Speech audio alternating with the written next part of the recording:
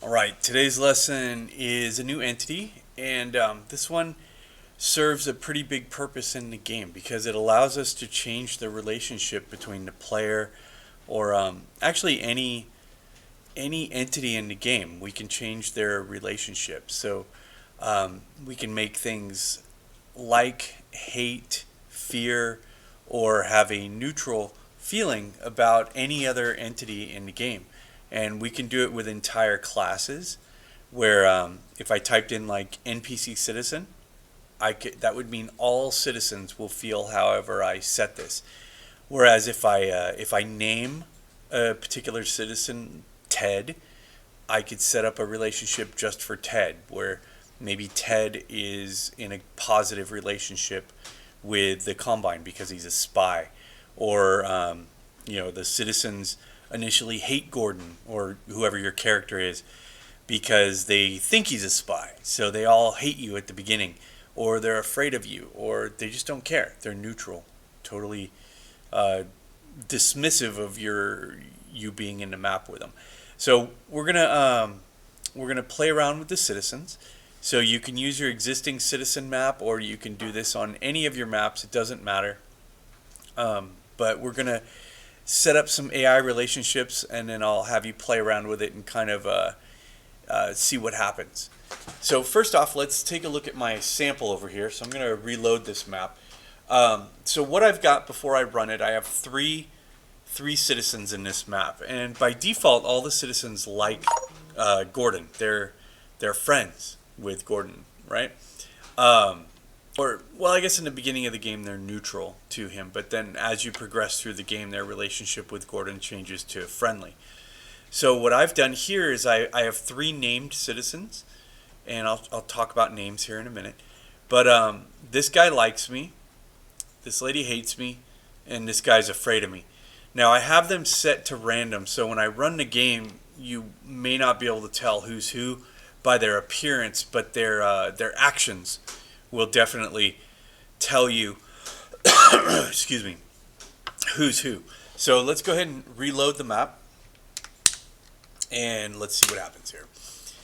All right, so that guy likes me. He just keeps walking up to me, and then this guy hates me because he just hit me with that stick. And then this guy over here is afraid of me. So when I run up to him, he will try to get away from me. That other guy would stop hitting me.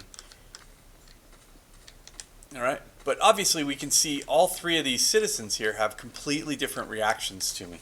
So I'm going to reload the map one more time and get out of the way here, because now you can see they changed, but now she hates me and she's going to hit me with that stun stick. And then this guy's my friend. And then this guy hiding in the corner here, he's afraid of me. You can see it on his face too. He's got the fear expression. Ow. And she's beating the heck out of me. All right, so let's look at the entities involved here. So let's close this up. All right, so on your map, I want you to pick just a regular NPC citizen. Just go ahead and drop in any random NPC citizen on whatever map you want to work on. Now what we're going to do to the citizen is we're going to go ahead and name him. So because we're going to set these relationship values based on the name of the citizen rather than an entire class. If we did a name NPC underscore citizen, that would cover all citizens in the game. By giving this guy a name, you can see I named this guy here Ted. So what's going to happen is I can make a relationship between me and Ted, and it will only affect me and Ted, not all citizens in the game. So I'm going to drop in an NPC citizen. I'm going to name him Ted, and I'm going to go ahead and click apply, and then close that up.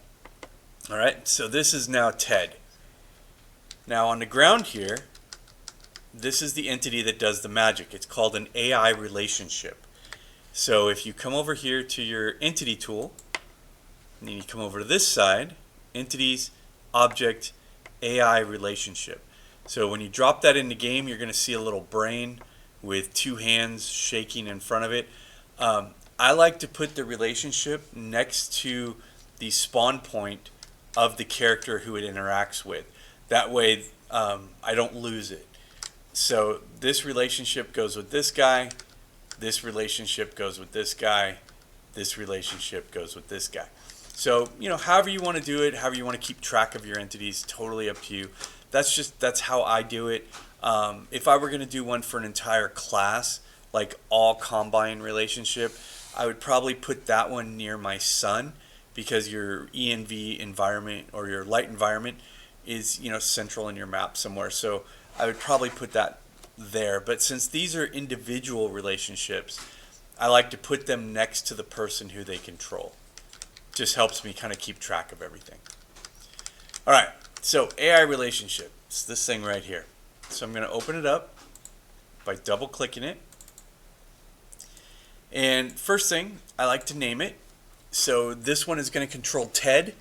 So I named it Ted relationship. Remember, when you name these things, no spaces, no special characters. You can put underscores.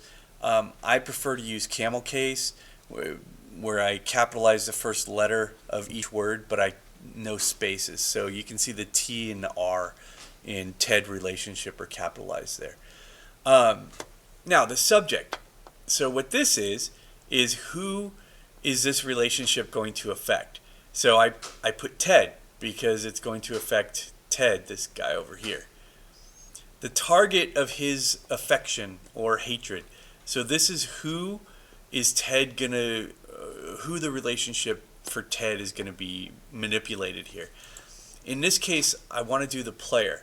So the name of the player is !player. It's like a wild card, and it just it covers whatever entity in the game is the player. That's who this relationship is going to cover. So you don't have to put Gordon or anything like that. It's just always going to be !player anytime you want to address the player in a relationship. Disposition. These are the possible feelings that I can give them. They can hate me, which means they will pretty much attack me on sight. Fear, they'll run from me. Like, they will follow me. And then neutral, they won't do anything. They'll be there. They'll go about their business. They might make a random comment to you, but they're not going to follow you. They're not going to run from you, and they're not going to attack you. They're just going to go about their business. So I'm going to go ahead and set this one to fear. And then down below here, we're going to we'll skip these for now, because we can have a disposition priority where we can change if they have multiple dispositions. We can change which one takes priority. Are they supposed to maybe some combine soldiers like the player or something like that. But we'll mess with those a little bit later. Start active. You need to set that to yes, and then reciprocal. Go ahead and set that to yes. So what that reciprocal means is that the player will feel the same way about Ted in this case. I'll be afraid of Ted. It's not really important in this particular instance because it's affecting the player.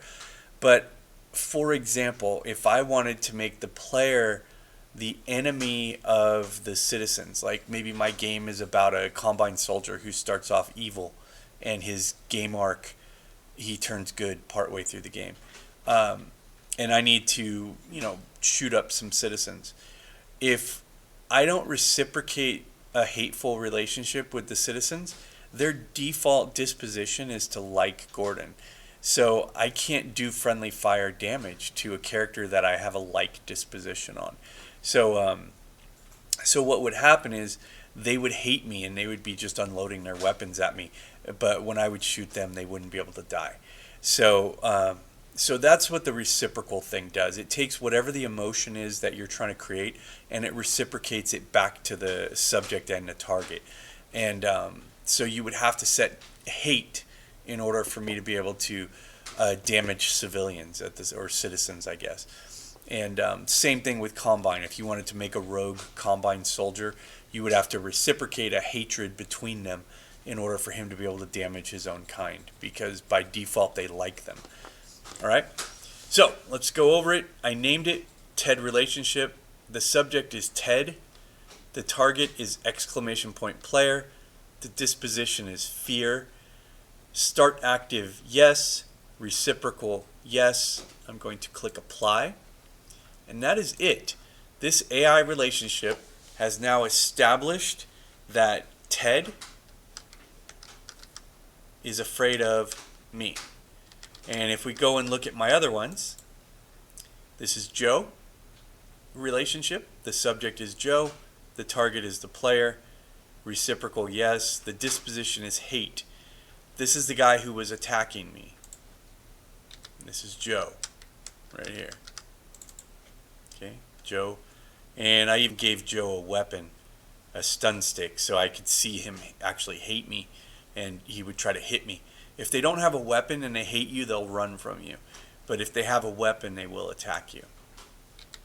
All right, and then finally we have this guy right here. This is Bill, and Bill's target is the player. The disposition is like, active, reciprocal, apply. And then if we look at the character, his name is Bill, and I will apply that again. All right. So that is the AI relationship. So your assignment today is I would like you to put in 4 citizens into the map, and I would like you to give them each a different disposition towards the player. So hate, like, fear, neutral.